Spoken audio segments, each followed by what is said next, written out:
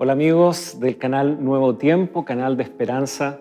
Bienvenidos a una nueva temporada de su programa tan querido, Lecciones de la Biblia. Como podrán darse cuenta, no soy el pastor Joel Sandoval, soy el pastor Pablo Millanao y se me ha dado el privilegio de poder conducir a contar de esta temporada este programa tan valioso, tan significativo. Queremos agradecer al mismo tiempo los años de dedicación, de esmero, del pastor Sandoval, en el cual él pasó a ser su amigo, alguien ya familiar para ustedes, que desde tal vez el celular o desde el televisor en su casa pudo estar con ustedes semana a semana con diferentes invitados, trayendo estos contenidos tan significativos. Para esta nueva temporada tenemos un tema fascinante. Trata sobre la vida eterna, pero al mismo tiempo la realidad de la muerte y el dolor que nos rodea, y al mismo tiempo cómo esto puede hallar una solución, una salida para nuestras vidas, para nuestras cuitas en el día a día, a través de la esperanza que Dios nos ofrece. ¿Cómo es posible que exista el mal en un mundo creado por un Dios de amor?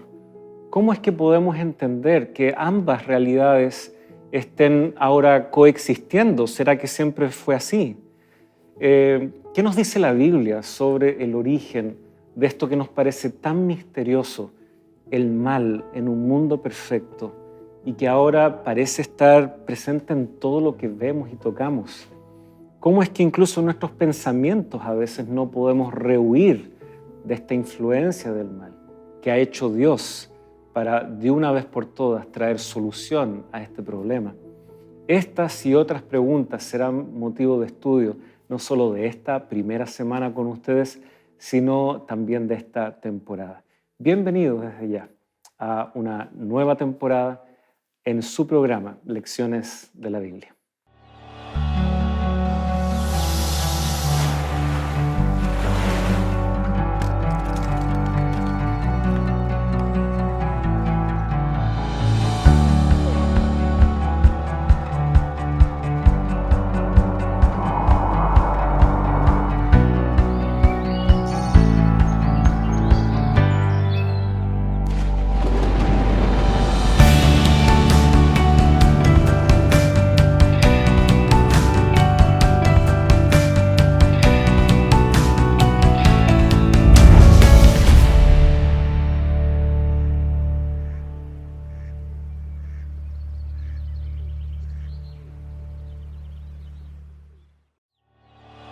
Esta semana, rebelión en un universo perfecto.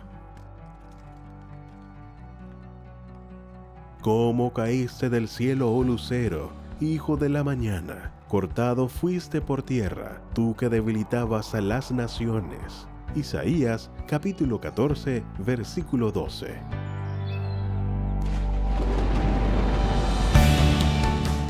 Gracias por estar con nosotros una vez más, queridos amigos, aquí en su programa Lecciones de la Biblia. Estamos comenzando, como ya se pudo presentar, una nueva serie de estudios para esta temporada: la vida eterna, la muerte y la esperanza futura. Y para justamente acompañarnos en estos diálogos tan significativos tenemos a nuestro invitado, que va a estar con nosotros durante esta temporada.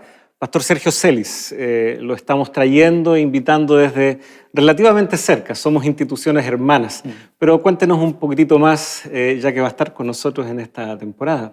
Muchas gracias, Pastor Pablo. Un saludo a cada uno de los televidentes. Una alegría poder acompañar aquí en Lecciones de la Biblia, en Canal Nuevo Tiempo, este estudio tan bonito, ¿no? Como decía el Pastor Pablo, yo trabajo aquí en la Universidad Adventista de Chile, aquí al lado de las instalaciones nuevas de Nuevo Tiempo, muy bonitas, que no tenía el privilegio de conocerlas, así que estoy muy encantado de estar acá. Y bueno, ahí trabajamos en la Facultad de Teología, enseñando justamente algunos de los temas que vamos a estar conversando esta temporada, relacionados con la doctrina de la Iglesia, las enseñanzas de la Biblia respecto al plan de salvación, al gran conflicto y todas las temáticas que vamos a estar conversando. Y ciertamente vamos a tocar temas bien profundos que han sido foco de estudio de siglos. Así que, sin lugar a dudas, necesitamos pedir la ayuda, la presencia de Dios para poder abordarlos de la manera más responsable posible. Así que vamos a orar y vamos a invitar la presencia de Dios en esta oportunidad. Señor, en esta hora queremos darte las gracias, queremos agradecer por la posibilidad que tenemos de ahondar y profundizar en temas que son complejos y que tocan esa fibra tan sensible en cada uno de nosotros cuando vemos el dolor, cuando vemos el sufrimiento. Te pedimos, Señor, que a la luz de tu palabra podamos encontrar esas promesas, podamos hallar esa esperanza, podamos encontrar no solo respuestas a ciertas inquietudes, sino respuestas que verdaderamente transformen nuestra vida. Lo pedimos, Señor, en el nombre de Jesús. Amén. Bien, estamos comenzando este estudio y siempre he escuchado esta expresión, cuando hay que comenzar algo hay que hacerlo en el lugar correcto. Hay quienes hojean el libro desde la tapa trasera hasta la inicial. En este momento, en realidad, hay que remontarse al origen de todo. Y básicamente, cuando uno piensa en nuestro estado actual, cómo está el mundo, en cómo la vida nos golpea y ciertamente también nos sonríe, la gran pregunta es, bueno, ¿siempre fue así? ¿Este mundo, cómo lo tenemos, lo que siempre caracterizó la existencia de quienes estuvieron antes que nosotros? ¿O alguna vez las cosas fueron distintas? Bueno, la Biblia nos muestra claramente que al principio no era así. Ya desde Génesis capítulo 1, la Biblia nos dice que todo lo que Dios hizo era bueno, era perfecto, ¿no? Y termina diciendo que era bueno en gran manera. Por lo tanto, al comparar lo que la Biblia nos describe que era al principio y lo que hay ahora, sin duda vemos que hubo un cambio, hubo algo que sucedió que hizo que todas las cosas que Dios había hecho perfectas y buenas, ahora se vean afectadas, se vean tergiversadas, o digamos que hayan perdido ese sentido primigenio, ese digamos, propósito que Dios tenía al principio de que toda esta vida fuese dicha, armonía, felicidad. Sin duda hay una explicación para eso, y la Biblia nos da una explicación de qué pasó, por qué hay ahora esta desarmonía, por qué ahora encontramos tantas situaciones que pareciera ser alejadas de la mano de Dios. De hecho, este es un punto en donde muchas personas quizás no tienen una claridad y que los lleva a veces a dudar de la existencia de Dios, que es la presencia de cosas malas, ¿no? La presencia del mal, de la maldad, de la enfermedad, de la muerte. Dice, bueno, ¿qué Dios va a crearnos, va a colocarnos en un mundo donde las cosas funcionan de manera triste, de manera imperfecta, ¿no? Si Dios es el Dios que dice ser, ¿por qué estamos en esta situación? Y creo que la Biblia nos da una respuesta. Nunca vamos a poder quizás comprender al 100% por cabalidad todo lo que está en juego aquí, todo lo que la trastienda de lo que significa el origen del mal. Sin embargo, tenemos suficiente evidencia en la Biblia para poder darnos cuenta de que Dios es el Dios que dice ser. Es un Dios de amor, es un Dios que tiene propósitos para nosotros. Sí. Estoy pensando justamente en un pasaje que ha sido foco del estudio también de este proceso que estamos iniciando en nuestro estudio hoy. Está justamente en Mateo capítulo 13. Mateo 13 es un capítulo muy significativo en este evangelio.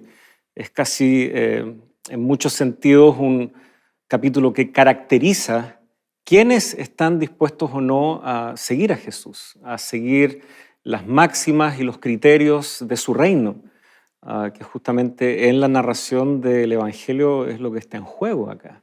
Hay quienes ya están confabulándose en contra de Jesús a esta altura de su ministerio, pero también hay quienes todavía pueden tomar una decisión. Y en esta serie de parábolas encontramos, ¿no es cierto?, esa caracterización de quiénes son los que están dispuestos a creer, quiénes son los que pueden o no contemplar y ver el mundo desde la óptica de Dios. Y justamente ahí se asoma en este relato de la parábola del trigo y la cizaña, ¿no? Algo que habría resultado bastante común. Tal vez no para nosotros, nos movemos entre cemento, entre grandes edificios, pero para gente muy ligada al mundo agrícola, esta parábola del trigo y la cizaña les habría resultado muy cercana.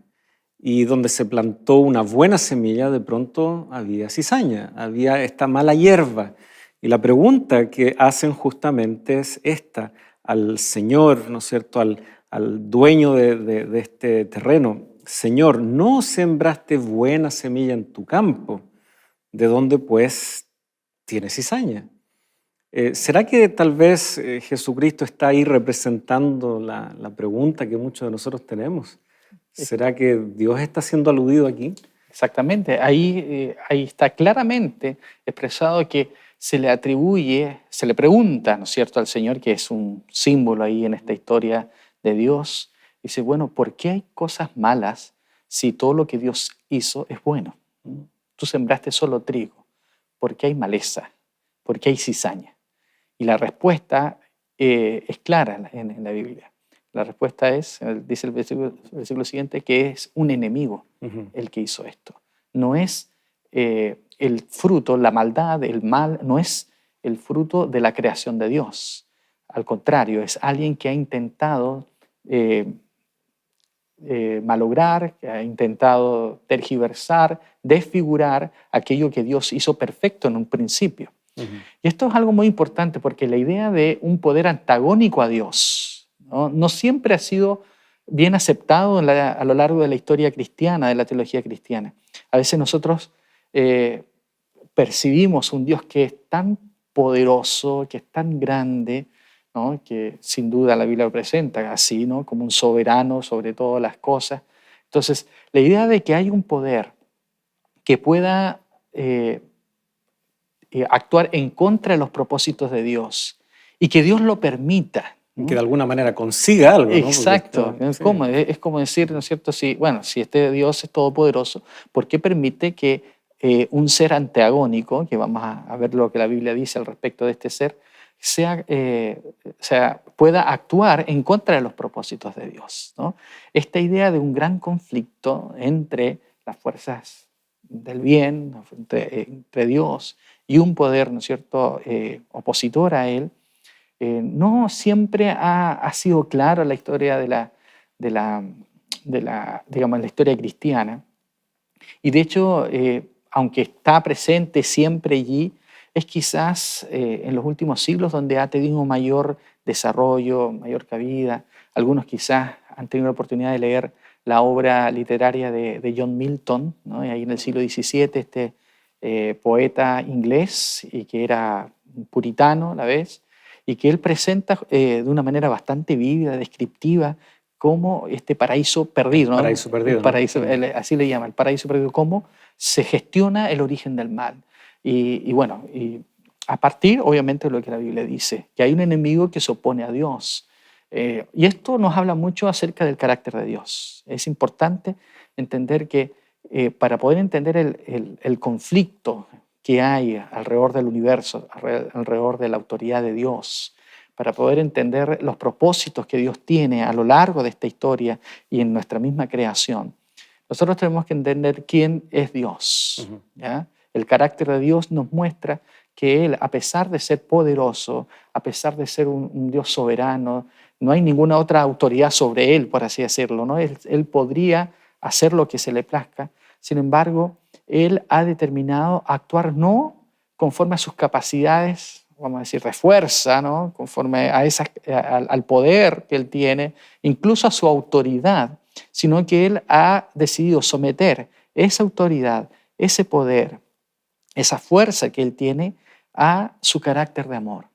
La verdadera base del trono de Dios es su carácter. Y Él nunca va a actuar, nunca va a hacer algo que sea contrario a su carácter.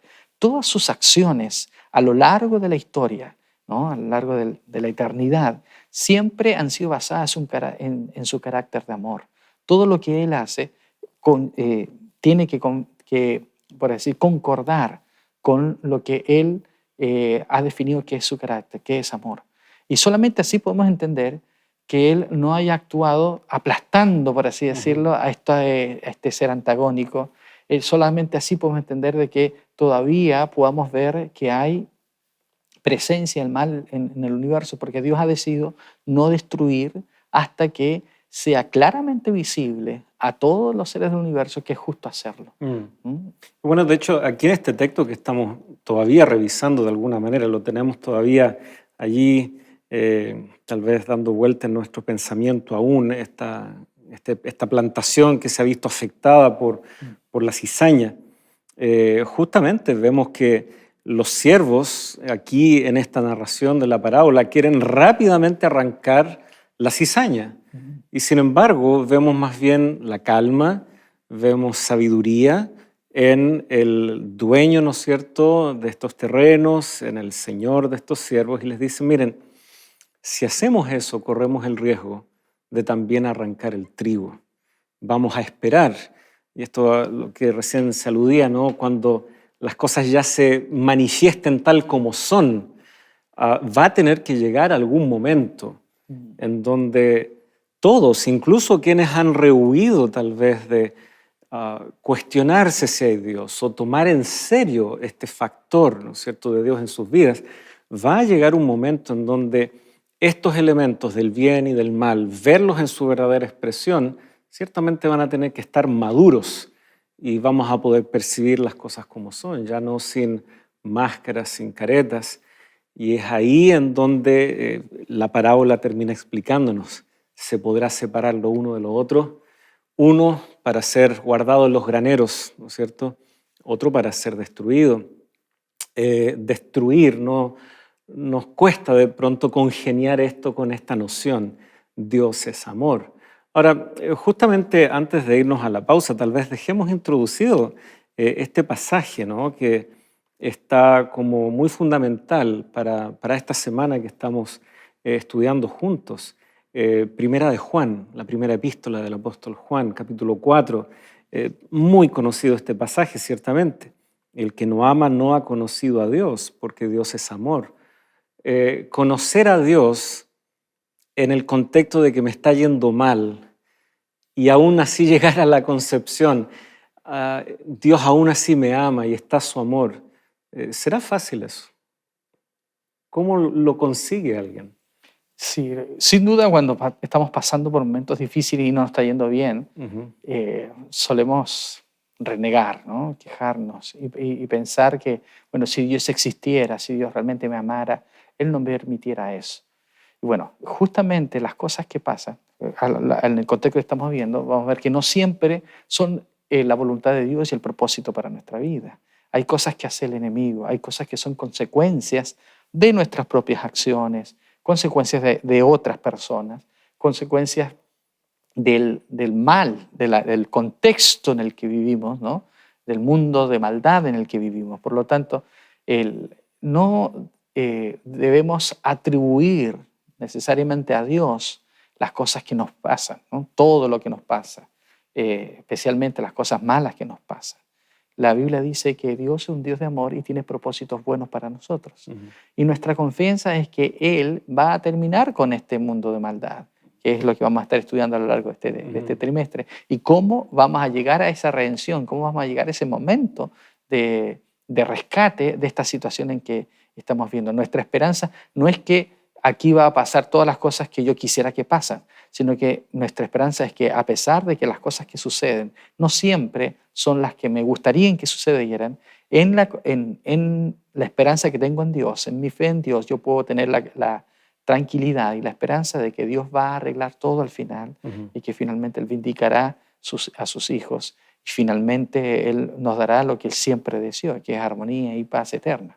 Sí, me parece que en esto conocer a Dios es parte fundamental, pero también se requiere, y está Juan usando estos conceptos de conocer, ¿no?, conocer a Dios, también tenemos que conocernos a nosotros mismos. Tú mencionabas, ¿no?, las malas decisiones que tomamos, lo impacientes o impulsivos que a veces somos y desencadenamos una serie de factores que fueron finalmente el resultado de nuestras decisiones y acciones nuestra falta de cordura de pronto, si no nos conocemos a nosotros mismos o no tenemos esa capacidad de ser autocríticos, ¿no? Al final del día o al inicio del día, ¿no es cierto?, al menos elaborar, ¿no es cierto?, algún buen plan para ese día o evaluar cómo estuvieron mis elecciones, tal vez algo ahí va a faltar.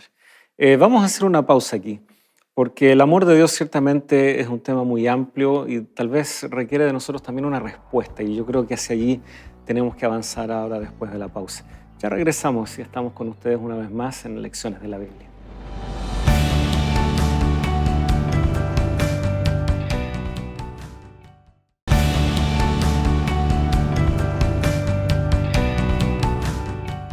Estamos de regreso, muchas gracias por permanecer en nuestra compañía aquí en Canal Nuevo Tiempo, en su programa Lecciones de la Biblia. Habíamos dejado acá con el pastor Sergio esta idea, ¿no?, de el amor que de alguna manera exige una respuesta de nuestra parte, y eso nos conecta con nuestra voluntad, el hecho que podemos elegir, que podemos también discernir, aunque tristemente, muchas veces equivocadamente.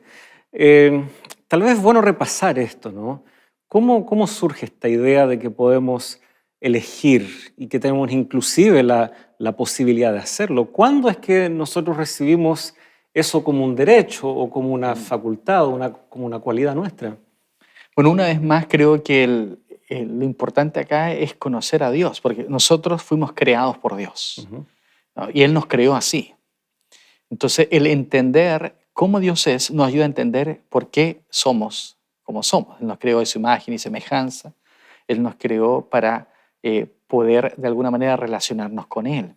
Y si Él es un Dios de amor, como la Biblia dice, ¿no? Aunque la Biblia contiene varias descripciones de Dios, quizás la que más a nosotros nos describe y nos coloca a Dios en una perspectiva más completa es la declaración Dios es amor.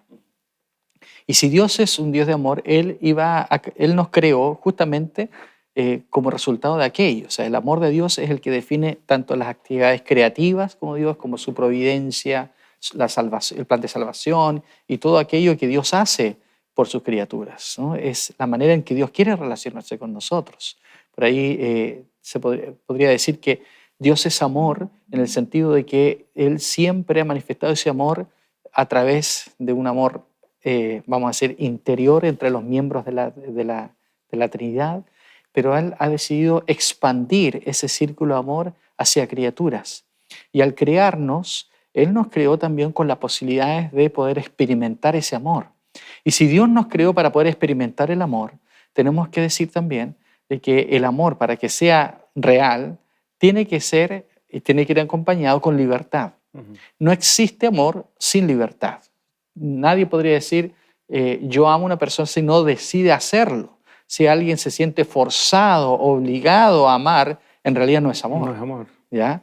Entonces, Dios nos creó con la posibilidad de responder a ese amor y para poder hacerlo, nos dio esa capacidad de libertad. Algunos podrían decir, bueno, ¿y por qué lo hizo así? Si Él sabía que en la libertad hay un riesgo.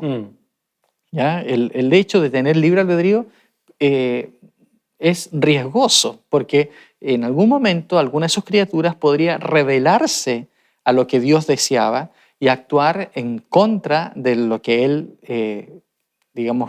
quería, en contra de su voluntad, lo cual efectivamente ocurrió.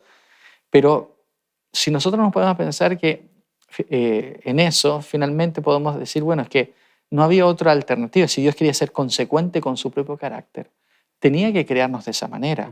De otra manera hubiera sido habernos creado como máquinas, como robots, que no hubiesen experimentado realmente lo que es amar. Dios quiere establecer relaciones con nosotros y esas relaciones de amor tienen que involucrar una decisión consciente y libre de nosotros de querer amarlo, querer conocerlo, querer relacionarnos con Él. Ahora, resulta interesante que nosotros usamos estas expresiones. Dios, tal vez decías, parafraseando un poco, Dios no le quedaba otra, o Dios tenía que entonces darnos libertad. Y a algunos tal vez les genera un poco de ruido, ¿no? Que uno diga, Dios tenía que hacerlo así, o esta era la opción si es que iba realmente a crear conforme a este carácter de amor. Yo creo que la Biblia nos da una tremenda ventaja al tener aquí la revelación de parte de Dios, el que nos muestre desde su perspectiva estas cosas. Porque yo creo que no es misterio para nadie que el ser humano ha debatido estas nociones desde siempre. Por eso la filosofía, ¿no es cierto?, tiene tanto que decir respecto a estos temas. Tal vez no siempre conectándolo con ese Dios personal que nosotros encontramos en la Escritura, tal vez asociándolo a un Dios que nos establece, ¿no es cierto?, una interacción mucho más rígida, ¿no es cierto? Uno de los aspectos de los griegos, por ejemplo, era esto de ineludiblemente te va a tocar, ¿no es cierto?, lo que el destino, ¿no es cierto? Esa era una mirada, pero luego surgen tal vez ideas un tanto distintas en donde se permite ya el uso de la razón, el poder uno también ser dueño de alguna manera de aspectos de nuestro destino por venir. Así que la humanidad ha tratado de resolver estas cosas, pero tenemos la ventaja, creo yo, de que la revelación divina nos dé también la perspectiva de Él respecto a cuál va a ser este desenlace.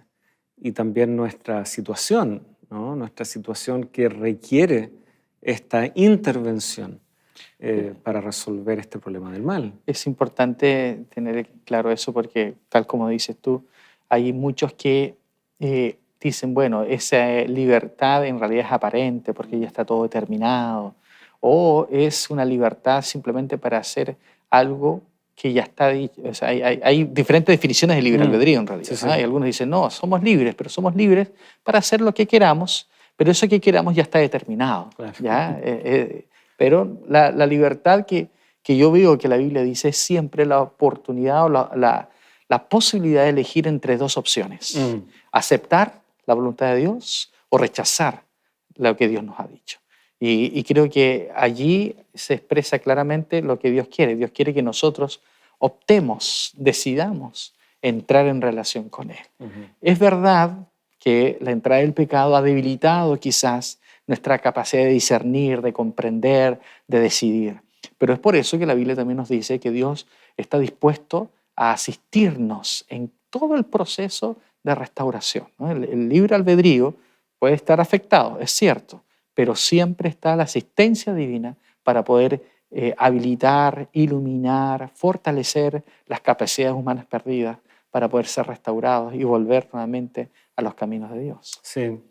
Quisiera que fuéramos tal vez a este pasaje que también es uno de los pasajes más queridos de toda la cristiandad, Juan, el Evangelio, ahora capítulo 3, versículo 16, en adelante, y tal vez enfatizo en adelante, porque a veces corremos el riesgo de quedarnos solamente en el 16, en donde se nos expresa ese amor de Dios por todo el mundo que ha dado entonces a su Hijo unigénito, para que todo aquel que en Él cree. Entonces está esa posibilidad de creer, y creer involucra, ¿no es cierto?, nuestra voluntad, nuestra posibilidad de discriminar y aceptar, decidir, etc.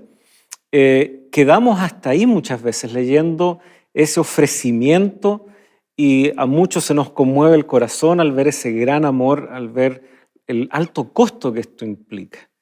Sin embargo, también el Evangelio sigue registrando las palabras de Jesús allá a Nicodemo.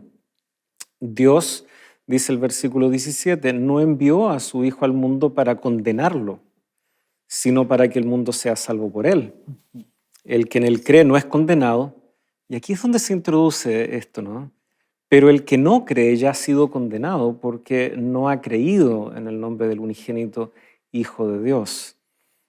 Aquí tenemos, ¿no es cierto?, que justamente hay dos posibilidades, y el 19 refuerza, y esta es la condenación, que la luz vino al mundo y los hombres amaron más las tinieblas que la luz. Y siempre me ha intrigado esto, la razón que se da. ¿Por qué amamos más las tinieblas? Porque sus obras eran malas. Es algo sumamente concreto. Tenemos una forma de vivir, tenemos ciertas preferencias que tal vez en nuestra autoindulgencia las preferimos, y aunque venga la luz, aunque venga, ¿no es cierto?, alguien a ofrecernos una solución, estamos incluso dispuestos a rechazarla porque nuestro corazón está en otro lugar. ¿Cómo cómo abordar esto, ¿no? Que el Evangelio nos presente justamente la esperanza, el amor de un Dios que cuida de su creación y que está dispuesto a ofrecer, pero que aún así tal vez elementos que puedo tocar, palpar, mis hábitos, etcétera, tal vez se conecta un poco con esto que se decía al inicio. Dios es grande y poderoso. ¿Cómo poder concebir que algo lo contrarrestre? Ante un evangelio tan hermoso, ¿cómo es que mis obras que son malas, mis acciones y mis hábitos pecaminosos, cómo es que pueden contrarrestar un evangelio tan hermoso? Yo creo que a veces sucede que estamos tan rodeados, sumergidos en lo que el pecado ha producido en nuestra sociedad, que no somos capaces de percibir lo que estamos perdiendo en el momento de escuchar la oferta divina de salvación. Por eso es muy importante de que cada uno de nosotros podamos analizar profundamente qué significa lo que Dios nos ofrece. No simplemente como cualquier cosa, sí, ya, bueno, ¿no? Sino que creo que lo que Dios quiere en nosotros es una decisión bastante consciente. Me gusta una declaración del libro Conflicto de los Siglos, donde dice que Dios está esperando una decisión inteligente de parte de nosotros, ¿no? A través de un análisis que nosotros podamos tomar una decisión, como se dice a veces, ¿no es cierto?, cuando se habla de elecciones en política, dice una decisión informada, ¿no? Donde nosotros realmente sepamos qué estamos decidiendo. Lamentablemente, Satanás se ha encargado de figurar la oferta de Dios y muchas personas ni siquiera se sientan a poder decir, esto es lo que Dios está ofreciendo, esta es la explicación de Dios para lo que me está sucediendo, y tomamos una idea equivocada de las acciones divinas. La palabra de Dios claramente nos dice que Él está dispuesto a restaurar nuestras capacidades, restaurar nuestra vida. Y para eso tenemos que permitirle a Él que entre a nuestro corazón y nos haga comprender, ¿no? Esto los teólogos le llaman a veces una gracia previa, ¿no? Una gracia que nos ilumine, que nos haga entender, que nos haga... Que al menos nos inquiete, Exacto, ¿no? Porque así como estamos, a veces quizás ni siquiera nos hace cosquillas, por así decirlo, ¿no? Necesitamos nosotros dejar que Dios ilumine nuestra mente a fin de comprender qué es lo que realmente es lo que Él nos está ofreciendo. De esa manera podamos tomar una decisión inteligente, informada acerca del plan de salvación. Y ahora, y esta noción de no querer entender, de preferir no interesarnos, ¿dónde comienza esto? ¿Ya? Pues tenemos algunos pasajes en la Escritura que también han sido parte de este estudio. ¿Será que esto que ocurrió en algún momento, ¿no? Explícanos un poco de eso. ¿Cómo es que se transmite también ahora a todos nosotros? ¿Tan poderoso es el enemigo? Podría alguien preguntarse. Sí, yo creo que aquí es donde llegamos quizás a la parte central de lo que esta semana quisiésemos destacar, que tiene que ver con este enemigo, ¿no es cierto? ¿De dónde surge esta tergiversación, este engaño, la maldad, el pecado? La Biblia nos da indicios de que existe un ser celestial que se reveló, un ser que a pesar de tener todo, ¿no?, de vivir en la misma presencia de Dios, comenzó a cuestionar la misma presencia de Dios. Y nosotros tenemos algunos indicios en la palabra de Dios. Uno es Ezequiel capítulo 28, otro es Isaías capítulo 14, ¿no? Y también en Apocalipsis capítulo 12 podemos ver algunas cosas, pero quizás yendo por cada uno de estos pasajes, quizás mencionar primero que al analizar tanto Ezequiel 28 como Isaías 14, no siempre todos los cristianos han estado de acuerdo de que estos pasajes se refieren a un ser celestial que se reveló en el cielo. Claro, porque al leer uno ve de que hay dos reyes siendo aludidos, ¿no es cierto? Pero yo encuentro que eso hasta fortalece un poco la comprensión del efecto y la influencia del mal. Porque si algo ciertamente comienza en el cielo, pero ahora lo estamos viendo replicado en los seres humanos, exactamente, nos demuestra que efectivamente la duda, la desconfianza, el mal sí se transmite, ¿no? Lo vamos transmitiendo, vamos sembrando esa duda, vamos sembrando esa inquietud. Y por lo tanto, el hecho de que ya sea el rey de Tiro o el de Babilonia, los que son aludidos aquí en esos pasajes, sean personas de carne y hueso como nosotros, pero seducidos por el poder, ¿no es cierto? Seducidos por la grandeza. No es un misterio que muchos monarcas de la antigüedad se creyeron dioses, algunos en vida, otros después al momento de morir. Así que de alguna manera es un símbolo muy apropiado que los profetas están usando. Exacto. De hecho, la descripción de Tiro dice exactamente lo que tú acabas de mencionar ahí en Ezequiel capítulo 28, versículo 2 dice: Hijo de hombre, di al gobernante de Tiro, al rey de Tiro, así ha dicho Jehová el Señor, tu corazón se ensoberbeció, y dijiste: yo soy un Dios y estoy sentado en el trono de Dios en medio de los mares. Pero tú eres hombre y no Dios, y has puesto tu corazón como el corazón de un Dios. Está mencionando que la actitud de este rey, de este gobernante terrenal de Tiro, es el querer creerse un Dios. Y al comenzar a describir, en los primeros versículos podemos ver que claramente le está hablando, ¿no es cierto?, a este ser terrenal. Pero los eruditos están de acuerdo de que ya desde el versículo 11 en adelante, hay una especie de cambio de escenario, por así decirlo, ¿no? Hay un buen artículo de un teólogo adventista, Richard Davidson, que está publicado en un librito que ahora ya se tradujo al español, se llama El conflicto y el origen del mal, a los que estén interesados ahí en esta colección de clásicos del adventismo, el tomo 18. Ahí hay un artículo donde Richard Davidson analiza cómo en este capítulo de Ezequiel, capítulo 28, hay varios indicios para mencionarnos de que el personaje que comienza a describirse en el centro del capítulo tiene otras características más allá el escenario de lo que se puede... más cósmico, Exacto. no tan local como Exacto. la región se de mencionan, Sidón, por ejemplo, el Edén, el huerto de Dios. Tiro, el rey de Tiro no estuvo en el Edén, en el huerto de Dios. Se menciona el monte, el santo monte de Dios, que él estuvo, que se paseó, ¿no es cierto?, en medio de las piedras de fuego, etcétera, ¿no es cierto? Ahí se lo menciona que era perfecto en todos sus caminos. Difícil mencionar un rey pagano que haya sido capaz de decirse eso de él. Bueno, esto está muy, muy fascinante. Vamos a seguir desarrollando esto en el bloque que viene y ciertamente hay más pasajes en la Escritura que van complementando. Así que, queridos amigos, después de una breve pausa, estamos nuevamente con ustedes.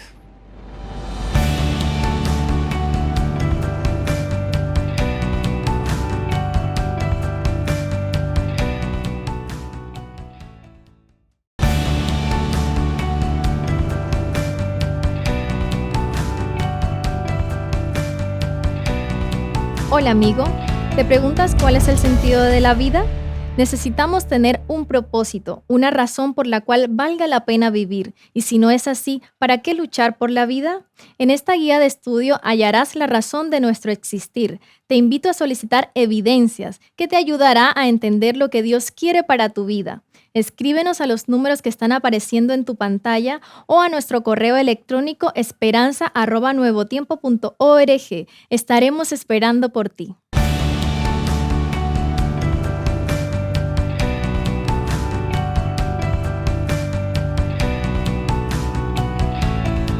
Agradecemos a Shirley por compartir una vez más este ofrecimiento de parte de la Escuela Bíblica. Queridos amigos, ustedes pueden escribir, contactarse a través también de las redes sociales de Canal Nuevo Tiempo para solicitar este valioso material que puede transformar la vida de ustedes, de sus amigos y, ¿por qué no?, de toda su familia. Así que pónganse en contacto con la información que está siendo puesta ahí, disponible para ustedes. Estábamos en el medio de una conversación muy, muy fascinante.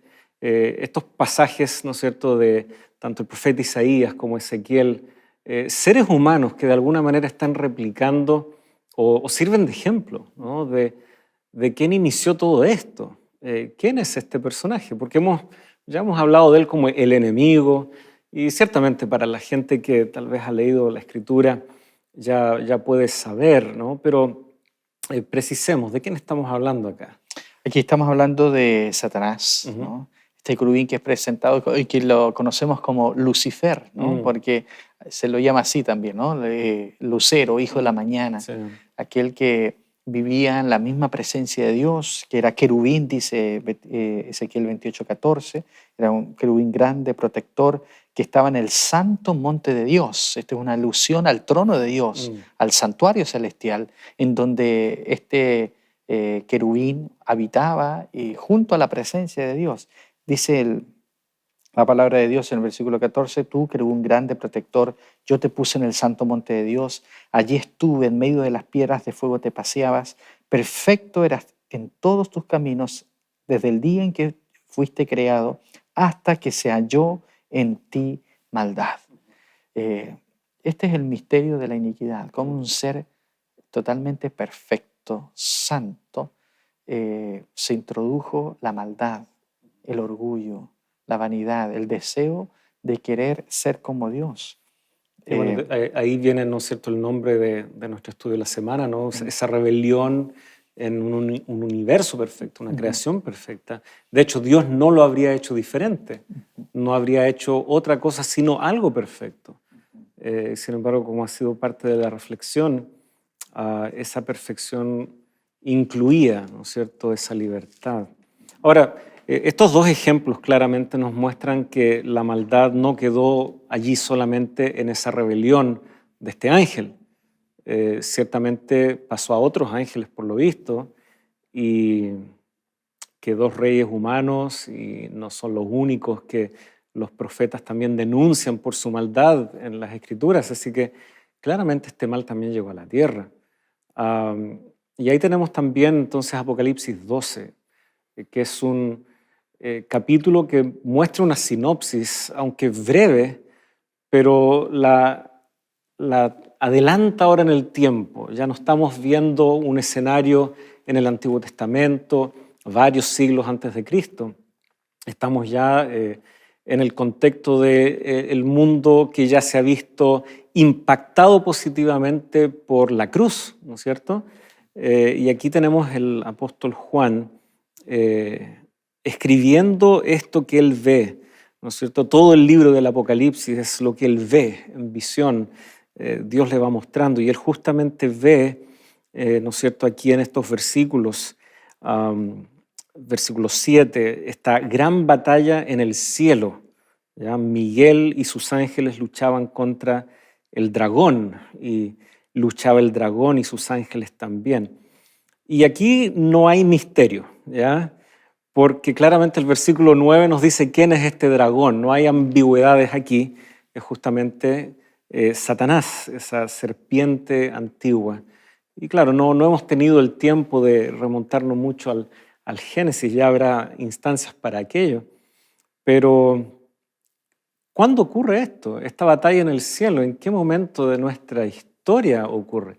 Vemos que el mal llega a la tierra, pero a ver, ¿cuál es el panorama cronológico un poco en cuanto a esto?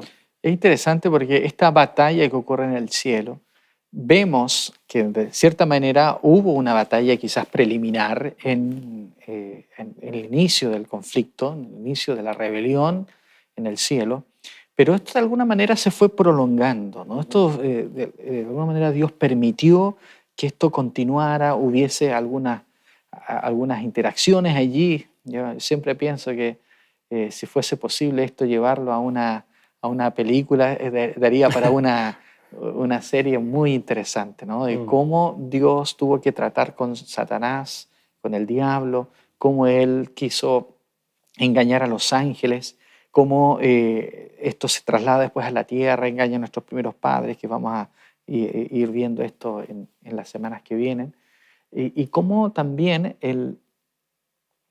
Dios desarrolla un plan para poder contrarrestar la acción de Satanás. Y aquí aparece en Apocalipsis 12 el diablo, el dragón, desafiando a Miguel, que es otro personaje interesante en la Biblia.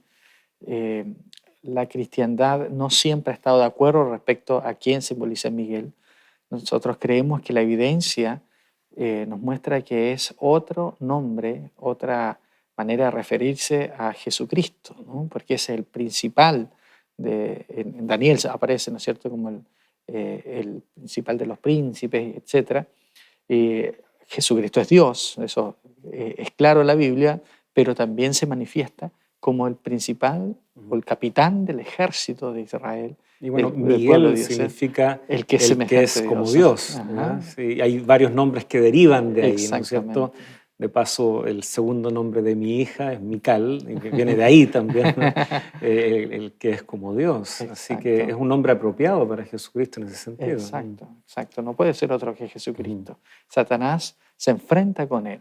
Pero es interesante que la victoria que aparece aquí en Apocalipsis, capítulo 12 que estamos leyendo, en el versículo 9 dice, fue lanzado fuera el gran dragón, la serpiente antigua, que se llama Diablo y Satanás, el cual engaña al mundo entero, fue arrojado a la tierra y sus ángeles fueron arrojados con él. Y luego dice el versículo 10, entonces oí una gran voz del cielo que decía, ahora ha venido la salvación, el poderío y el reino de nuestro Dios y la autoridad de Jesucristo, porque ha sido expulsado el acusador de nuestros hermanos, el que los acusaba delante de nuestro Dios de día y de noche. Y luego dice, ellos lo han vencido por medio de la sangre del Cordero y de la palabra, el testimonio de ellos, que menospreciaron sus vidas hasta la muerte.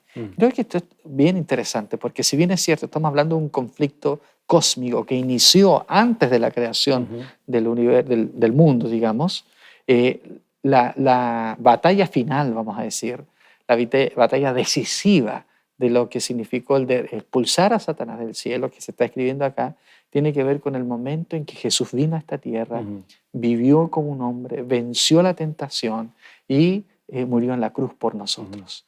Es allí el momento en que se le da, digamos, la sentencia, digamos, el golpe de gracia finalmente a Satanás, porque es Jesucristo el que ha demostrado que todas las acusaciones, todo lo que él ha dicho respecto a Dios, que Dios es injusto, que Dios no es capaz de balancear su misericordia con su justicia, que Dios no es un Dios que nos permita desarrollar todas nuestras capacidades. Hay muchas cosas que nosotros podemos derivar de lo que la Biblia dice que Satanás acusa contra Dios. Él quiere ocupar su lugar en el trono, no alcanzamos a leer Isaías 14, ¿no? Pero ahí dice, sentarse a los lados del norte. Él quiere sentarse en el monte del testimonio, quiere ocupar el trono que ocupa Jesucristo, muchos intérpretes lo entienden así.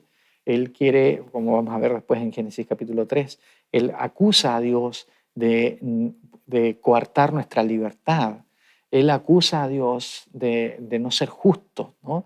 La entrada del pecado significó para Satanás quizás un triunfo, pensando que era la manera de demostrar que Dios no podía salvar y ser justo al mismo tiempo. O era misericordioso o destruía, ¿no? Entonces, y ambas cosas estaban en contraposición. No, y al final la justicia y el amor quedan demostradas como formando parte integral del amor de Dios. Así es. Todo eso, la cruz es la mayor demostración del amor de Dios, de cómo Él muestra que, yo puedo ser misericordioso, voy a dar salvación, pero también puedo ser justo, porque yo voy a tomar el lugar de la muerte que el pecador debía sufrir.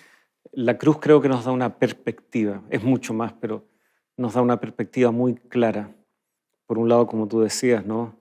Cómo es Dios verdaderamente, y también desenmascara al enemigo, su intención homicida, su intención mentirosa, cómo él ha perpetuado esta noción autodestructiva, porque él estuvo detrás de las planificaciones ahí tras bambalinas de quienes finalmente llevan a cabo, ¿no es cierto?, la sentencia, la ejecución de Jesucristo. Él estuvo detrás de esas confabulaciones y sin embargo a través de aquello viene su destrucción también. Entonces toda esa contrariedad finalmente queda revelada en la cruz y creo que no hay nada mejor que la cruz para volver a calibrar y orientar nuestras emociones, para nuevamente colocar en el riel correcto tal vez nuestros pensamientos, porque así rodeados como estamos de tantas cosas, es muy fácil que tal vez otras ideas, que otras formas de ver la vida nos afecten incluso a nosotros como cristianos. Ya estamos llegando a los minutos finales, Pastor Sergio, y tal vez sería bueno, hemos visto tantos elementos, pero ahora hay que llevar esto, ¿no es cierto?, a nuestra vida, a nuestras acciones y en esta libertad que Dios nos ha dado por su amor. Eso tiene que traducirse en cosas concretas. Así que tal vez algunas palabras a nuestros amigos respecto a lo que hemos estudiado hoy. Así es, queridos amigos, hemos podido ver en la lección de hoy cómo la Biblia nos describe un cuadro bastante claro respecto a lo que está sucediendo. Estamos en medio de una rebelión, en medio de un conflicto, en donde hay dos opciones. O obedecemos a Dios o somos engañados por Satanás. Una opción produce vida, la otra produce muerte. Dios nos da libertad para elegir, pero nos dice cuáles son las consecuencias de nuestras decisiones. La libertad, el libre albedrío, es una bendición, es un privilegio, pero también una gran responsabilidad. La libertad debe ser guiada hacia aquello que Dios considera que es mejor. Yo te invito en este momento a que tú puedas tomar la decisión correcta de conocer a Dios, conocer su carácter, poder profundizar más en el conocimiento de su palabra y poder comprender que lo que Dios pide de ti es una decisión inteligente, una decisión informada y aquello que es mejor para tu vida, que es vida eterna, salvación. Creo que no hay por dónde equivocarse en esta decisión. Dios te invita a vivir una vida de amor y compañerismo con Él. Para eso fuiste creado y eso es lo que Él desea para tu vida. ¿Estás dispuesto a aceptar la invitación de Dios? Espero que así sea. Si es así, yo te invito a que puedas inclinar tu cabeza, cerrar los ojos para elevar una oración de entrega de nuestro corazón a Dios. Oremos. Amante y cariñoso Padre que estás en el cielo, Señor, hemos visto en tu palabra cómo tú nos creaste para ser felices. Nos creaste, Señor, para vivir para siempre en armonía contigo. Sin embargo, Señor, vivimos en un mundo donde vemos maldad, sufrimiento, dolor y muerte. Señor, tú quieres invitarnos ahora a ser parte de los planes que tú tienes para nosotros. Redención, salvación, vida eterna. Señor, que cada uno de nosotros, que cada persona que esté viendo, escuchando este programa, pueda comprender que hay un Dios de amor que quiere vivir para siempre en su corazón, que quiere darle una mejor vida ahora, pero por sobre todo una vida para siempre en compañía de Él.